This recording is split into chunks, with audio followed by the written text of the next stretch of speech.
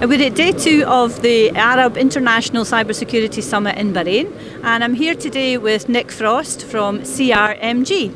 Hi Nick, nice to see you. And you? Could you tell us, how has cybersecurity changed over the last 30 years? Oh, over the last 30 years. Yes, well, let's take a trip down memory lane.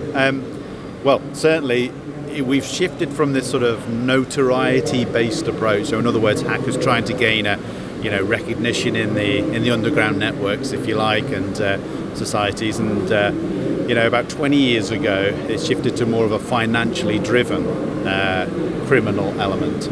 And you've always had sort of the ideological sort of nation-state related activities as well. But what we've seen over the past sort of 20, 15 years has been a real increase in those financially driven activities, to a point where a lot of these organized criminal gangs, they reinvest, the smarter ones reinvest a lot of their financial ill-gotten gains back into improving their reconnaissance, focusing on better techniques for attacking in companies, even doing surveillance of individuals on LinkedIn or whatever it is that may have the sort of keys to the kingdom, if you like, in organizations. So it's incredibly sophisticated, we know that, incredibly structured, and unfortunately it's incredibly successful.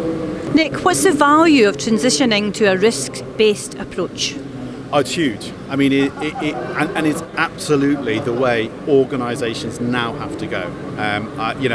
We've got a very strong conviction to helping organisations achieve that, because the compliance-led approaches are just not up to speed with dealing with the level of sophistication out there. Now, we're not at war with compliance-led approaches, let's get that clear, but there needs to be some kind of hybrid approach where organisations have a very good understanding of what their cyber risk landscape looks like.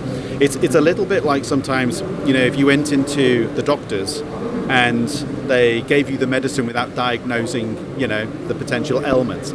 That's what organisations now need to get to. We've got to spend more time focusing on what are the things that can go wrong before we start spending money. I think the other value of the risk-based approach is it deals with so many of today's challenges that security functions have. Number one, where do we need to invest our money? Number two, do we have a very strong business case to convince the business that this is where we need to spend? And do we have the right skills to be able to support and maintain the controls to manage the risk to the organisation? In simple terms, Nick, what does your approach to cyber risk look like? Our approach is very business driven. Most of us have got 20 plus years experience at CRMG. I was head of information risk for PwC for the group. And, one of the key lessons I learned is, whilst you think you're trying and translating this cyber risk in simplest terms, it's never actually quite simple enough. It's almost as though you want to adopt the mindset of the business first and then cybersecurity second.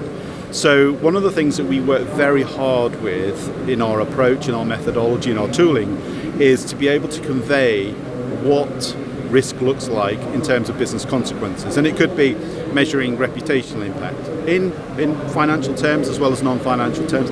It could be looking at operational impact. It could be looking at what happens when senior management are unable to control a situation that's in an area of risk and a risk discipline that they may not know and manage as well as other risk areas. So we do a very good job in translating what consequence looks like at an organisational level. Nick, thank you very much. Thank you. Thanks very much.